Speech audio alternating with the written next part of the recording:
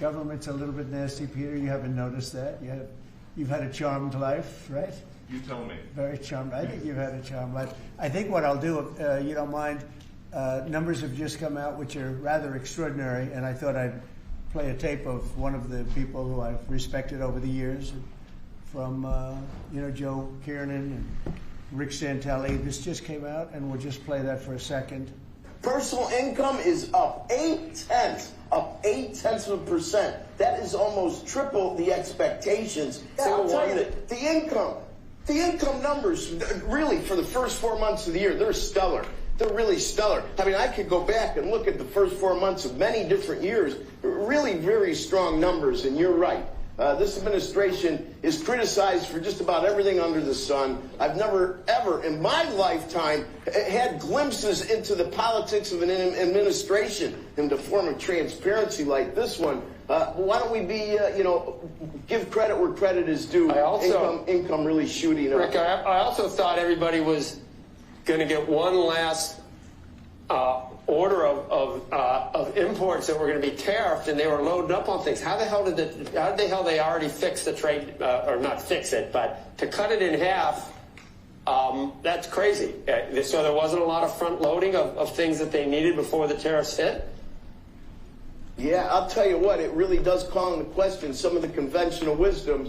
And, it's going to be interesting to see what happens next month when we get this number, or we see some of the other numbers like current accounts, see how they fared. Because I don't know, I've been watching these numbers a long time. I don't think I've ever seen the trade deficit cut in half in 1 month.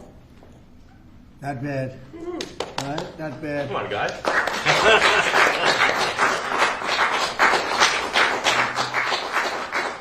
I see Howard and Scott are here, so it's great. You guys want to stand over here? You might as well. You're the ones that help produce those numbers, and it'll only get better. The tariffs are so important, and that's why we were so happy with the decision yesterday where the tariffs continue, because without the tariffs, our nation would be imperiled. We would really be imperiled. I think I can say that with great surety, Scott and Howard. And so we were very happy to get that decision, that big decision yesterday.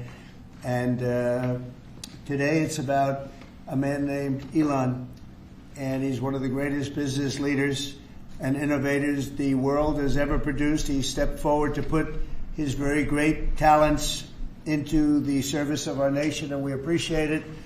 And I just want to say that Elon has worked tirelessly helping lead the most sweeping and consequential government reform program in generations. And the kinds of things that he's found and his people have found. He's brought a group of very smart people in, and they found things that are pretty unbelievable.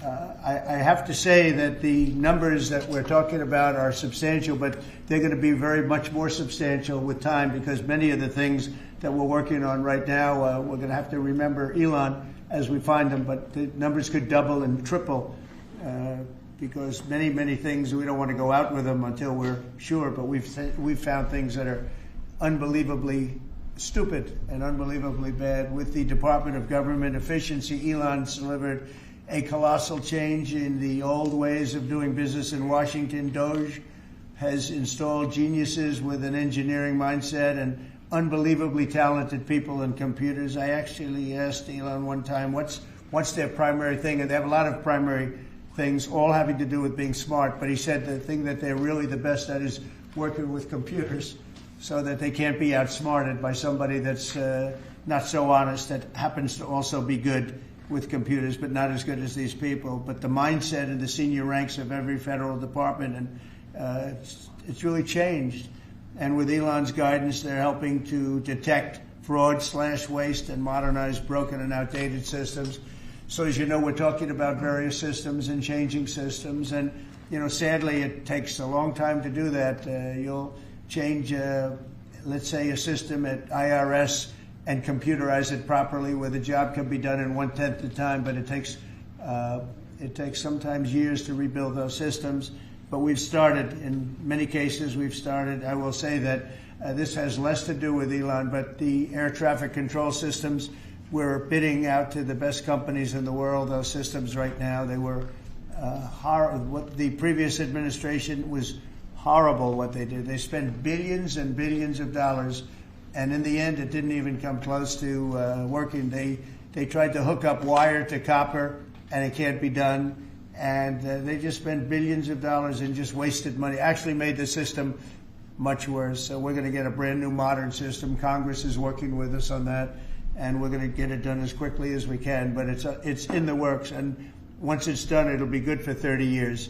But we have a system that's 48 years old and would have a modern computer hooked into a very outdated computer, and they don't hook up. I mean, they didn't hook up. So after spending billions of dollars, they turned on the system, and in never any cases from local to countrywide, they never worked. More than 75,000 bureaucrats have voluntarily left their taxpayer-funded jobs to come out and really do the job. Countless wasteful and unnecessary contracts have been terminated, and you know that we have terminated many contracts, and many contracts, Elon, are right now being looked at, yes. And it may be 6 months, it may be almost a year in some cases. We're going through procedures, we're going through courts, and we'll remember you as we announce billions of dollars of extra waste, fraud, and abuse. Just as an example, DOGE canceled $101 million for DEI contracts at the Department of Education, $101 million, and that was just a small section of the Department of Education. $59 million for illegal alien hotel rooms in New York City, and the landlord never made the kind of money that he made in the last short period of time. $59 million to a hotel in New York City, $45 million for diversity, equity, and inclusion scholarships in Burma. In Burma, does anyone know about Burma? $42 million for social and behavioral change in Uganda. $40 million to improve the social and economic inclusion of sedentary migrants. I can say it's $2 billion to Stacey Abrams and her environmental movement. There was $100 in the account, and all of a sudden they found $2 billion in the account. And I assume that's being looked at. I don't know. I'm not sure, but I assume that's being looked at. Think of that, $2 billion. And then Lee will tell you there's another one over there for $20 billion being spent on another environmental question. $20 billion, not 20 million, a lot, not 200,000, which is a lot. So think of it, in her case, you have $100, and now all of a sudden she gets hit with an infusion of $2 billion just before I take office. $20 million for Arab Sesame Street in the Middle East. Nobody knows what that's all about. Nobody's been able to find it. $8 million for making mice transgender. So they spent $8 million on making mice transgender. And those are better than many of the others. I could sit here all day and read things just like that, but we have other things to do. So it's much more than just that. We're totally committed to making the DOGE cuts permanent and stopping much more of the waste in the months to come. We want to get our great, big, beautiful bill finished and done. After that, we put some of this into the bill, but most of it's going to come later. We're going to have it cauterized by Congress, affirmed by Congress. In some cases, we'll make cuts. In some cases, we'll just use it in a different layer to save the money. But it's hundreds of billions of dollars. DOGE has also fully modernized the federal retirement process and continues to work very hard on the IRS modernization. But we're taking that over with DOGE. Many of the DOGE people, Elon, are staying behind, too, so they're not leaving. And Elon's really not leaving. He's going to be back and forth, I think. I have a feeling. It's his baby, and I think he's going to be doing a lot of things. But Elon's service to America has been without comparison in modern history. He's already running one of the most innovative car companies in the world. You look at his factories and compare them with some of the old factories we have, and it's a big difference. And the most successful space company, and I guess in history you would have to say the largest free speech platform on the internet, etc. Yet Elon willingly, with all of the success, he willingly accepted the outrageous abuse and slander and lies and attacks because he does love our country. I know that very much. He loves our country. He comes from another country that's going through trials and tribulations, I would say. But he's all about the USA and Americans owe him a great debt of gratitude. So I just want to thank Elon for his time as a special government employee. Can you imagine? They call him an employee, but it's a special government employee, and for coming and helping us. And he really has changed the mindset of a lot of people. A lot of people thought, maybe we'll cut 1% or 2% or 3%. Then they said, wow, we can cut a lot more than that. And we're going to do it very surgically. We're going to continue on the march. We're making America great again. When I was in Saudi Arabia, and we were in, as you know, 3 really great countries, predominantly the 3. Qatar was great, UAE was great, Saudi Arabia, incredible. Such an incredible experience to be in those 3 countries. But the Crown Prince of Saudi Arabia, and I must tell you, the great leaders of the other 2 that we just mentioned, they all said the same thing, that the United States is the hottest country right now anywhere in the world. And 6 months ago, we thought it was dead. It was like a dead country. And it would have been a dead country if we didn't have the right result on November 5th. It would have been a horrible, horrible situation was going on with the borders, with transgender for everyone, men playing in women's sports, and so much more. But they were saying the hottest country anywhere in the world. And then I played that little clip because that was one person who's respected, or 2 people, because Joe was in that one too. Joe's a good man. But that was one group of people saying something about the success of what we've done over the last 4 months. They cannot believe it. In the one case, they said they've never seen anything like it as long as they've been doing what they've been doing. They've been doing it for a long time. So I want to thank Elon for helping. And again, the United States right now is the hottest country anywhere in the world. There's no country as hot, and we're doing really well. We came, when I left, we had no wars, we had no problems. We defeated ISIS, we rebuilt our military, and we had no inflation. And when I came back, we had a lot of inflation. We had wars all over the place. We had the embarrassment in Afghanistan where we gave up billions and billions of dollars of military equipment, the most embarrassing moment in the history of our country, I believe. I believe that strongly. We have Russia with Ukraine. We had the attack on Israel in October, the horrible attack, October 7th. Horrible, horrible attack. Nobody's ever seen anything like it. And now we have something where we're really healing a lot of that. We stopped India and Pakistan from fighting. I believe that could have turned out into a nuclear disaster. And I want to thank the leaders of India, the leaders of Pakistan, and I want to thank my people also. We talked trade. And we said we can't trade with people that are shooting at each other and potentially using nuclear weapons. And they're great leaders in those countries, and they understood, and they agreed. And that all stopped, and we're stopping others from fighting also, because ultimately we can fight better than anybody. We have the greatest military in the world. We have the greatest leaders in the world. We put one of them in charge of the Joint Chiefs of Staff, as you know, General Raisin Kane. And we wiped out ISIS, completely wiped out ISIS in 3 weeks. They said it would take 5 years, and we did it in 3 weeks. And that's the way it is. But we don't want to have to use our military. We want to be peace through strength when we can. And that's the way we're going to have it. So I just want to thank Elon and all of his people. Most of those people are staying. Almost all of them are staying, and they're going to be with us.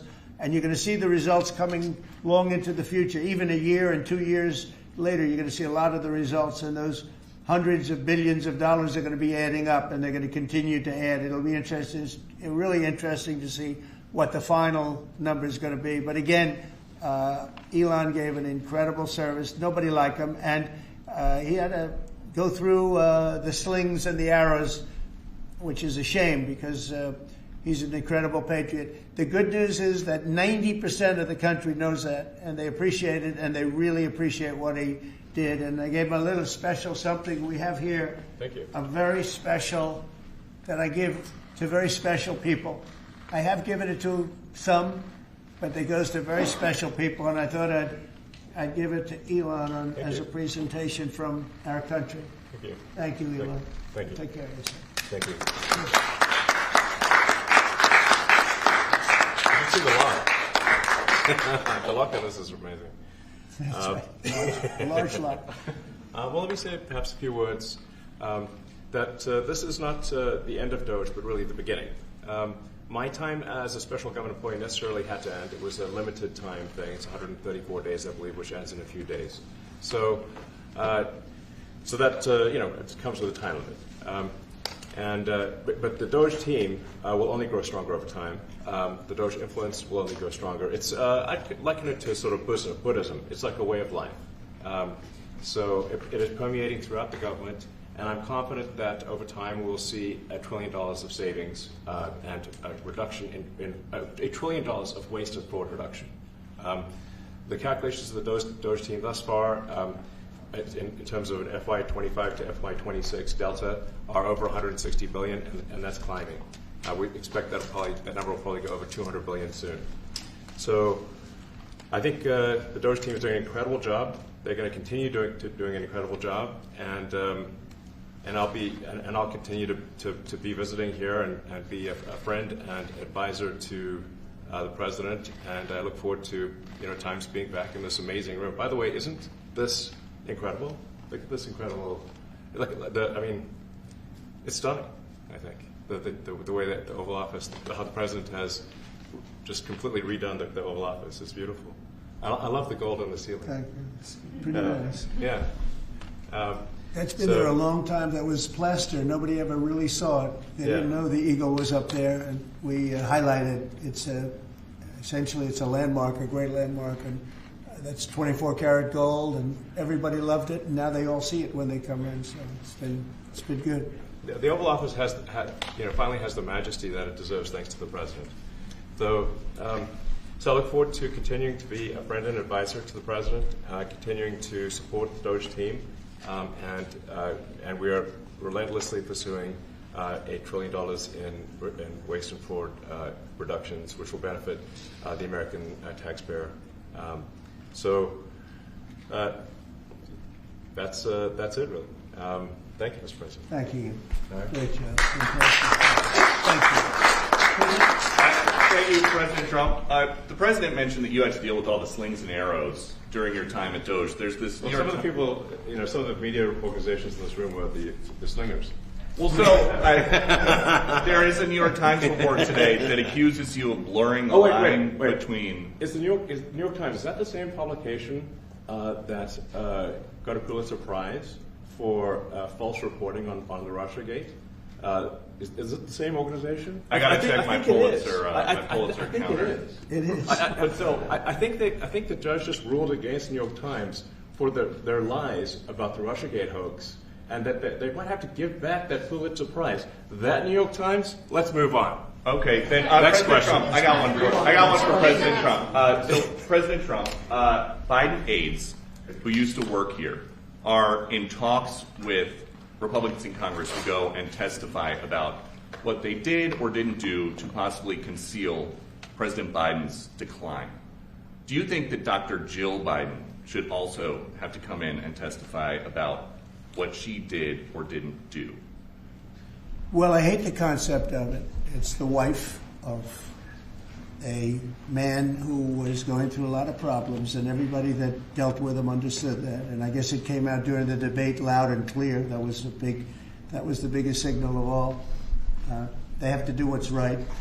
The country was there was a lot of dishonesty in the election, as you know, 2020. That's been now caught. People understand it. It was a rigged election.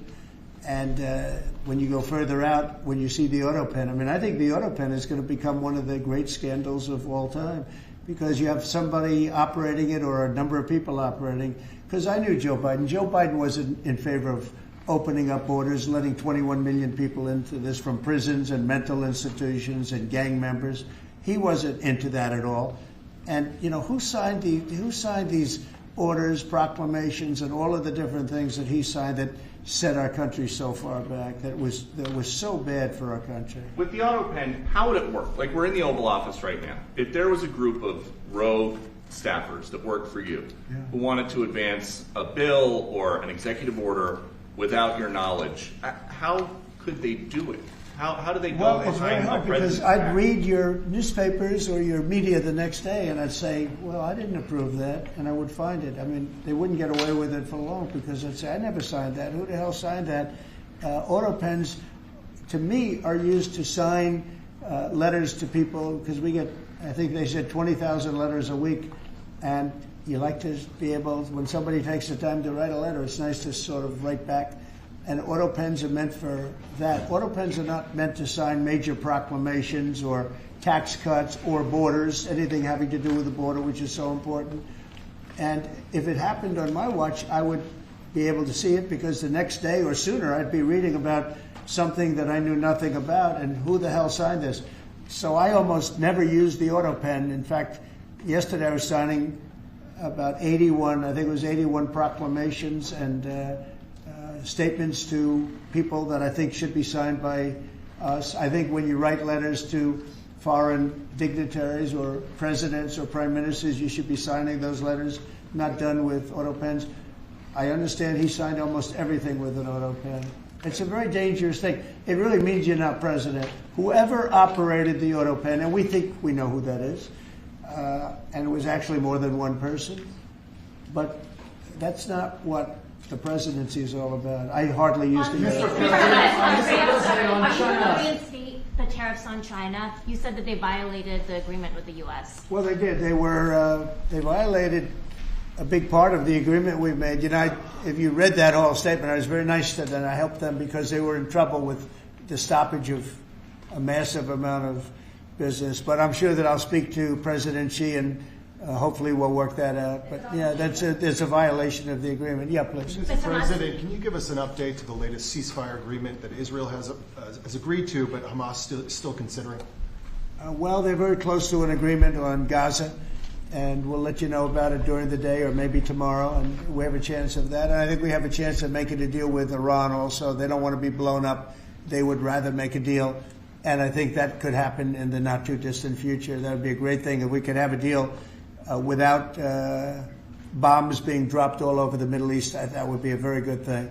They can't have a nuclear weapon. We want them to be safe. We want them to have a very, very successful nation. Let it be a great nation, but we can't have them. They cannot have a nuclear weapon. It's very simple. And I think we're fairly close to a deal with Iran. Mr. Question for Elon. Yeah, please. You said just now that you look forward to being a friend and advisor to the president. So do you expect to continue advising the president and Doge informally, or are you going to sort of shift your focus entirely to your companies? Well, I expect to continue to provide advice whenever the president would like advice. I hope so. I mean, I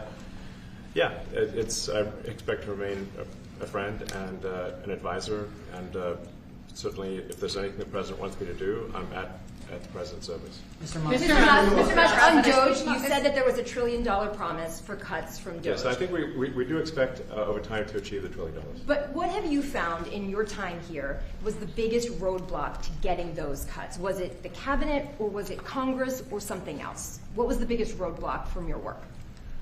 It's mostly just a lot of hard work. It's really not any one person or Congress. It's going through really millions of line items and saying just each one of them makes sense, what does not make sense. Obviously, at times when you cut expenses, those who are receiving the money, whether they're receiving that money legitimately or not, they do complain. And you're not going to hear someone confessing that they received money inappropriately. Never. They're going to always say that they received money appropriately for an important cause. Naturally, that's what you'd expect. So we just have to. It's just a lot of work going through the vast expenses of the federal government and just really asking questions. What's this money for? Are you sure it's actually being used well? Many times we can't even find anyone who defends it. So for a lot of the expenses, there is actually no defender at all. And then we have to just go work through the process of stopping the spending, where there's often literally no defender. Nobody even knows why the money's being spent. It's truly absurd. I mean, we find situations where there are millions of software licenses with 0 people using them. 0.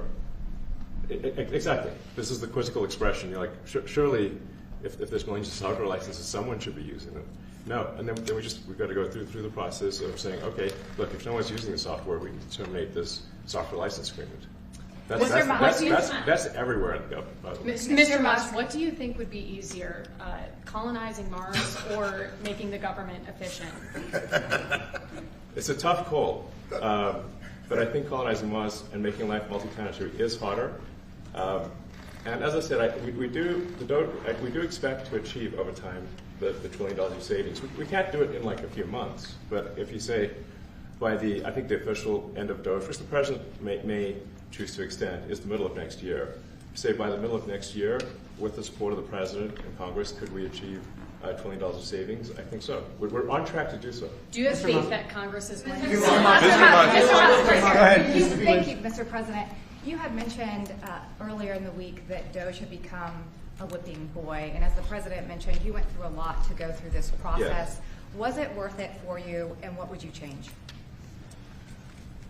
Yes, so what we found was happening was that if there were any cuts anywhere, then people would assume that was done by Doge. And so we became like essentially the Doge boogeyman, where if any cut anywhere would be ascribed to Doge. A friend of mine's daughter, who's at law school at Georgetown, thought that Doge had cut the Senate, internships the legal internships for the Senate, and we have nothing to do with that. So if they have been cut, it's not to do with us, just as an example. So, it just became a bit ridiculous where any cut anywhere was somehow Doge, and including things that made no sense, and we would agree made no sense. There are many things that occur in the government because it's the banal evil of bureaucracy. It's sort of the frankly largely uncaring nature of bureaucracy. It's as the great Milton Friedman said, money is spent most poorly when it is someone else's money being spent on people you don't know, and that's how federal spending is. And then you can't really even blame the individuals because the way the government works is complaint minimization. So when you do when someone within the government tries to stop that money being spent, there's usually someone that complains. And then their manager will say it's not worth the trouble. Just pay it anyway. That happens over and over again. So was it I think it was an important thing. I think it was a necessary thing, and I think it will have a good effect in the future. Thank you, President Trump. This week there was a video on board a plane that showed the First Lady of France slapping her husband, Emmanuel Macron. Do you have any world leader to world leader marital advice on the phones? Make sure the door remains closed. That was not good. No, I spoke to him, and he's fine too. They're fine. They're two really good people. I know them very well, and I don't know what that was all about, but I know them very well, and they're fine. What do you think about this Democratic Party plan to avoid being swept in every battleground state again by spending $20 million to study how to speak to American men? Well, they spent $2.8 billion.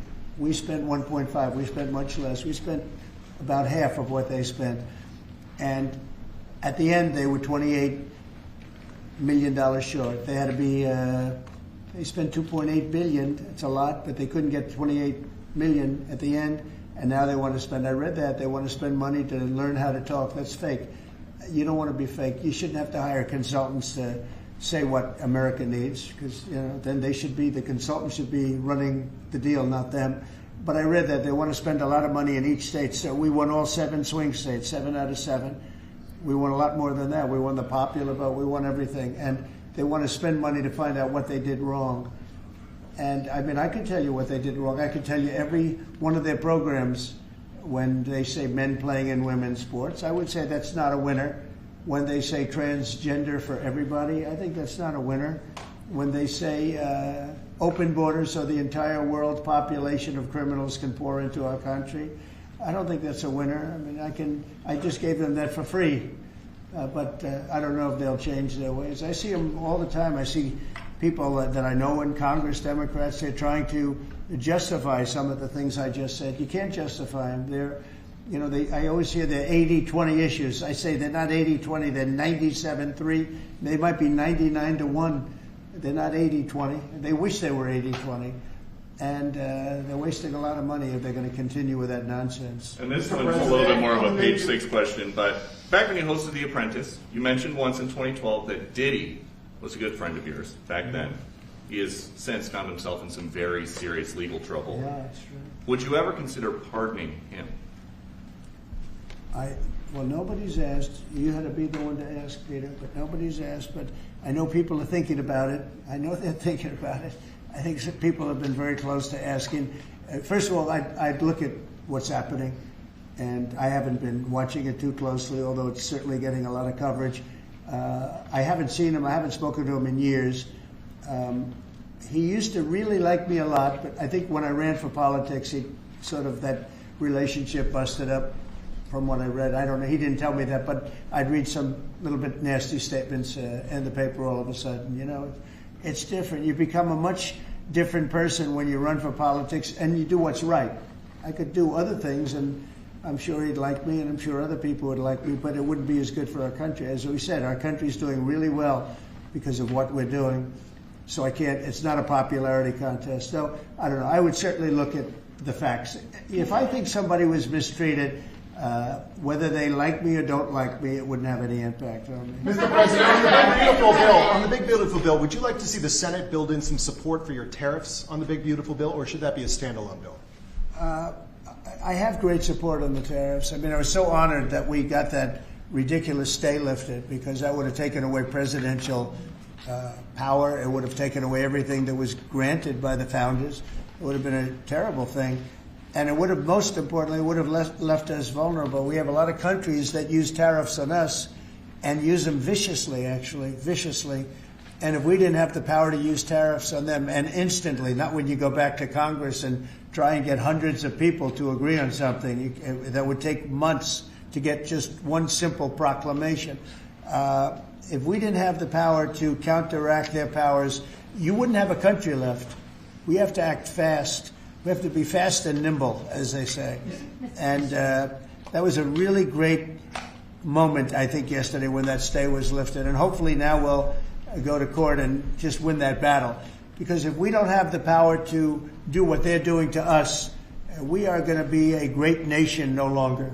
Elon Musk was once idolized by folks on the left in this country before joining your administration. Now he's considered a hero by conservatives. Why do you think this man, what he's done in American life, has been so politicized? Does it Well, his life has been amazing. I mean, I look at so many different things. I look at that rocket being, guided back into position. I've never seen that before. I thought it was a space movie. I thought it was a movie. You look at what he's done in terms of communication. It's been unbelievable. So many different, even tunnels going underground, not having to go through all the process of going, he's got a company that does that. He's got so many different companies. Starlink, as an example. He saved a lot of lives, probably hundreds of lives in North Carolina. I don't even know if you remember, but I called you. They needed Starlink in North Carolina. And I didn't know what the hell Starlink was. I said, what is it? Who owns it? He said, do you know Elon Musk? I said, yeah, I happen to know the gentleman. This was before his government stay. And they said, we really need it, because North Carolina became an island. It was, people had no communication. They had no access to anything, and they were dying. And I called up Elon, and you can't get it because it's so successful. It's very hard to get. And he had so much of it brought over there, and they told me it was unbelievable. It saved a lot of lives. So, he's just done a lot of things. I don't think he gets credit for what he's done. But he's a very good person, too. You know what? If he wasn't a good person, but he did the same things, I'd probably maybe speak differently. He happens to be a really good person who loves the country. Mr. President, on the one big beautiful bill, you had indicated this week that there were some things you didn't like about what had passed in the House. What changes do you want to see the Senate make? And you had also indicated there were things you didn't like about the bill. What would you be suggesting he push senators to change in their version? Well, I'll tell you, I'll go first. It's an unbelievable bill. It cuts your deficits. It cuts, it's a huge cutting.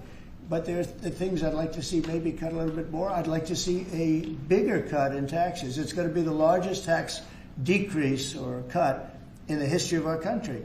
I'd like to see it get down to an even lower number. I was shooting for a slightly lower number. I would have liked to have done that. But with all of that being said, when you look at the tax cut and the fact that the original tax cut, which made us so successful, we had the most successful 4 years in the history of our country, the economy, and this is going to be even better. And you see that by the reports that came out just yesterday or tonight. I guess they were released this morning at 8 o'clock.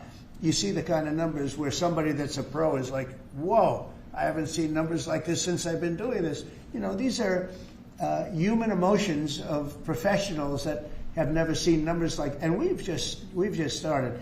The bill is a great bill. It's going to be jiggered around a little bit. It's going to be negotiated with the Senate, with the House. But the end result is it extends the Trump tax cuts. If it doesn't get approved, you'll have a 68% tax increase. You're going to go up 68%. That's a number that nobody's ever heard of before. You'll have a massive tax increase. If it does get approved, you'll have a large tax cut, the largest we've ever had. When you add the past tax cuts that we got you, the Trump tax, they call them the Trump tax cuts. It's an amazing bill. It does amazing things. With all of that, it's going to be adjusted a little bit over the next coming weeks, and I think it's going to be passed. The Republicans want to pass it.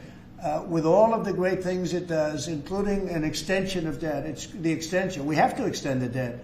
If we don't extend debt, we're in default. Now, the Democrats might like our country to be in default, but in 250 years, we've never been in default. That was handed to them by a very well-meaning man that gave it to them because he thought it was the right thing to do.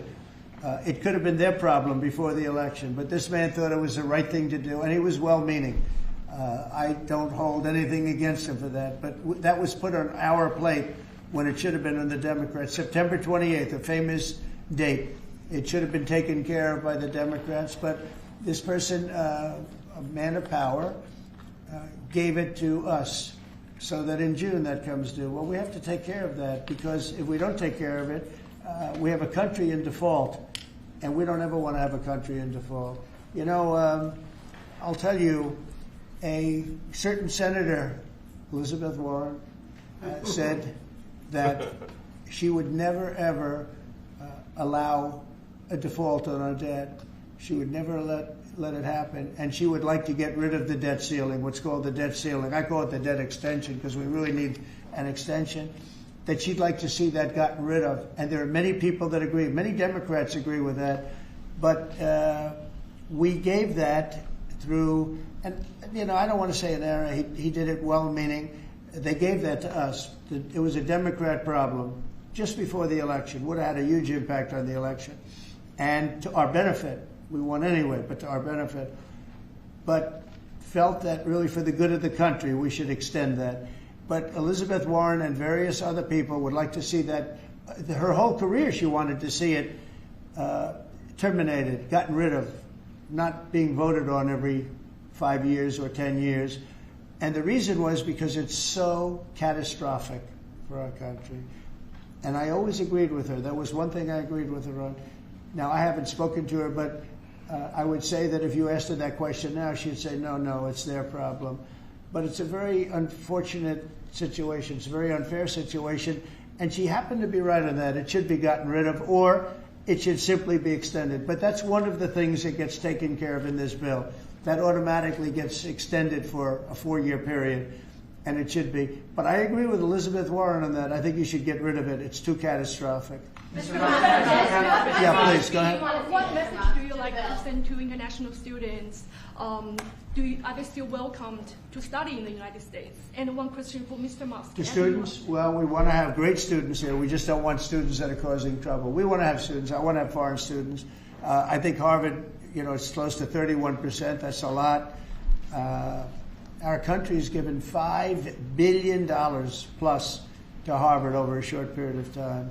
Nobody knew that. We found that out. I wouldn't say that was a Doge thing, but we found that out over a period of time. That was sort of a Trump thing. we ended up in litigation for other reasons because they're very anti-Semitic. And in finding out and in going through the books, we found out that the country gave them $5 billion plus, much more than that, actually. And we're having it out with them, and let's see what happens. I think we have a very good, well, it's a very sad case. It's a case we win. We can't lose that case because we have the right to make grants. We're not going to make any grants like that. But I don't think Harvard's been acting very nicely. I think Columbia wants to get to the bottom of the problem. They've acted very well. And there are other institutions, too, that are acting, but Harvard's trying to be a big shot. And all that happens is every 3 days we find another $100 million that was given. 2 days ago we found $200 million more. The money's given to them like gravy. I'd like to see the money go to trade schools where people learn how to fix motors and engines, where people learn how to build rocket ships. Because, you know, somebody has to build those rocket ships. Yeah. And I'd like to see trade schools set up because you could take $5 billion plus hundreds of billions more, which is what's spent. Absolutely. And you could have the greatest trade school system anywhere in the world. And that's what we need, to build his rockets and robots and things that he's doing, and to build lots of other things. And, you know, I went to school with people. In some cases, they weren't good students, but they could fix the engine of a car better than anybody I've ever seen. They could take it apart blindfolded. They had an ability at that. And they did very well. They made a lot of money. You know, it's a very skilled job. It's great. But I'd like to see a lot of money going into trade schools. I've always felt that. And we probably found our pot of gold, and that's what's been wasted at places like Harvard. And the money's been wasted. Yeah, please. Yeah, I wanted to ask quickly, Mr. Musk, is your eye okay? What happened to your eye? I noticed there's a bruise there. Well, it wasn't. I wasn't anywhere near France, so. But what does that mean? No, I didn't notice his First Lady of France. I didn't notice. Yeah, no, I was just horsing around with little X, and I said, "Go ahead, punch me in the face," and he did. Turns out, even a 5-year-old punching you in the face actually does. That was X that did. Yeah, X could do it. If you knew X, I saw his mom right now. But I didn't really feel much at the time, and then I guess it bruises up. But I just horsing around with the kids. I didn't notice it actually. President Trump, I got one. I know that you try to stay pretty neutral because not your war, but and by the way, not my war. I just want to solve the problem for people. This was not a war that was going to happen if I were president. Right, and so not your war, but as you try to fix it, and as you survey this hellscape of the Ukrainian front lines, it's horrible. And you and your team deal with a very stubborn Vladimir Putin. Yeah. Do you and Zelensky. Yeah. But do you look at this very conflict Zelensky too. any differently now? Like, do you look at this and see Putin as the good guy or the bad guy? So I've known him very well, and I went through a lot of things with him because Russia was, the Russia hoax turned out to be a total hoax. New York Times, they got a Pulitzer Prize. They have to give back the Pulitzer Prize. That's my lawsuit, and they're doing very poorly in that lawsuit. But they wrote stories about how it was true and it was false, and a lot of Washington Post also. I have gotten to see things that I was very surprised at. Rockets being shot into cities like Kiev during a negotiation that I felt was maybe very close to ending. We were going to solve a problem, and then all of a sudden rockets got shot into a couple of cities and people died. I saw things that I was surprised at. And I don't like being surprised. So I'm very disappointed in that way. With that being said, I'd like to see it end. 5,000 people, I think the number's even more than that, but 5,000 people a week are being killed. Mostly soldiers, but also people that live in little cities and towns throughout Ukraine. And I'd like to see that stop. And I asked Caroline this yesterday, but I want to ask you directly. So many of the things that you're trying to do are held up in court right now. If the courts are going to have so much influence over U.S. policy, do you wish you would have just become a judge instead? Yeah, well, look, it wasn't meant to be that way. If you look at the founders, the president had certain powers, and you have your three groups, and they all had supposed to be pretty equal powers. But you can't have a judge in Boston running foreign policy in places all over the country because He's got a liberal bent, or he's a radical left person. That's what the executive branch is for. And you have checks and balances. But we had millions of people pour into our country. Many, many criminals poured into our country. Murderers, mental institutions from all over the world being emptied out into our country. And if we don't get them out and get them out quickly, could lose your country very easily. This is a bad, that anybody would allow this to happen to our country. You know, with all of the things, we took over inflation, we took over some wars, we took over a lot of problems that didn't exist when I was president. None of it existed. We wiped out ISIS. Other than that, we had no wars. Putin was never going to hit Ukraine. Israel would have never been attacked. That attack, as you know, Iran had no money. They didn't have money for Hamas. They didn't have money for Hezbollah. They had no money whatsoever. That wasn't going to happen. All of these things that happened weren't going to happen. You wouldn't have had inflation. So it's very sad when I came back. But the thing that is the hardest is that they allowed 21 million people into our country, and many of those people are stone-cold criminals. They moved their criminal population into the United States, and of all the things that, you know, are bad, I solved inflation, I believe, already. I got the fuel prices down. The fuel prices came down. That's one of the reasons. They screwed up the energy. They screwed up the cost of gasoline and oil and gas. And you had tremendous inflation, the greatest inflation probably in the history of our country under Biden. And when people said, oh, but the economy was, no, the economy was terrible for the people because they couldn't afford the energy. And the energy brought everything else up. Energy is the big deal. But with all of that, we solved that already. In 4 months, we solved it. $1.99, $1.98 gasoline. First time people have seen that in a long time since my term. But the hardest thing to solve is millions of people pouring into our country, many of whom are criminals. Because remember, these countries are smart. Their leaders are very street smart. They're sending the people that they don't want. They don't want the people that are there, that are law-abiding, that are productive, that are working hard. They want people that are in jails. We have them. They allow them to come in. And I always look to the other side, like, why would somebody do something? You know, in business, I try and study, why would they want to do this? Why would they want to sell it? Why would they want to buy it? One thing I can't figure out is, what would an administration, what were they thinking when they allowed millions of people from prisons all over the world, not just from South America, Venezuela, all over the world, from the Congo in Africa, hundreds of people, thousands of people from the Congo, rough prisoners, from Asia, from Europe, rough parts of Europe. Why would they allow them to come into our country? Why would they do that? It's the one thing I can't figure out. And I don't believe it was Joe Biden. I really don't. I mean, look, he's been a sort of a moderate person over his lifetime, not a smart person, but a somewhat vicious person, I will say. If you feel sorry for him, don't feel so sorry because he's vicious. What he did with his political opponent and all of the people that he hurt a lot of people, Biden. And so I really don't feel sorry for him. But he wasn't a person that would allow murderers to come into our country. He wasn't a person that was in favor of transgender for anybody that wanted it, take kids out of families, et cetera, et cetera. So I just don't understand why a thing like this, how a thing like this could have been allowed to happen. Very sad. It's very sad for our country. If I could add something. Go ahead. I think the fundamental moral flaw of the left is empathy for the criminals and not empathy for the victims. Empathy for the criminals, but not empathy for the victims. And there's been way too much of that. That needs to stop. To the president's point, there's been immense judicial overreach that is unconstitutional. That was never intended. And it's undermining the people's faith in the legal system. It needs to stop. It's gone too far.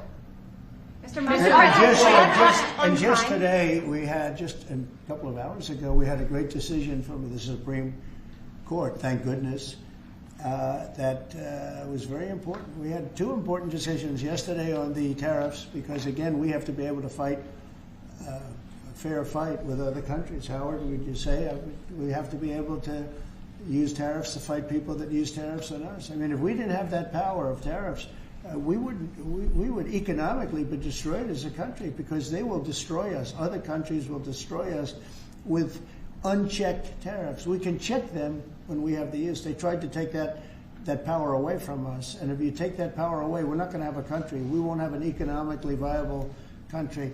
But it's very important on immigration that we be able to get people out without having to go through a long court case. I mean, it was up to some of these judges. Every single one of these millions of people, criminals, prisoners that were let go from jails because they save a fortune when they do. They brought them into the United States. You know what they're saving? The money they're saving? But some of murders, it's very important that we're able to get those people out of here fast, bring them back to their country where they belong. And those countries take them, because if they don't take them, they have to go through the wrath of the United States, and they take them. But we have judges that don't want that to happen. And it's a terrible thing. That's going through the court system right now, that whole situation. But when ICE and with Border Patrol, they've done an incredible job. When they do this incredible job and they capture 100 killers and drug dealers, and we can't keep them for years here as we go through trials. We have to get them out rapidly, and we know who they are. And we're very careful about who they are, but we have to get them out rapidly, or again, we're not going to have a country. Okay? Maybe one or two more. Go ahead. Are you concerned that tariff may also affect companies like Tesla, which has parts manufactured abroad? And this is also to you, Mr. Musk. Well, he's going to end up building his whole car here. I mean, I thought he built his whole car. Pretty much he does. He's got incredible factories, and like I looked at one in Texas. It's unbelievable. No, all of the manufacturers will build their parts here too. I mean, it used to bother me. They make a part in Canada, a part in Mexico, a part in Europe, and it's sent all over the place, and nobody knew what the hell was happening. I think it's ridiculous. You build a car, make it in America, and I gave them a little leeway on that. Gave them some leeway. But over the next year, they've got to have the whole thing built in America. That's what we want. We want America to buy American-built cars. Thank you very much, everybody. Thank you, Press. Thanks, guys. Thank you, guys. How was your meeting with Jerome Powell? Thanks, guys. Good meeting. Thank you, guys. It was a good meeting. Are you considering? Thanks, guys. Keep going. Thank you. Thanks, guys. Let's go straight out here. Thank you. Thanks, guys. We can come back for the courts. Ray, you want me to take the...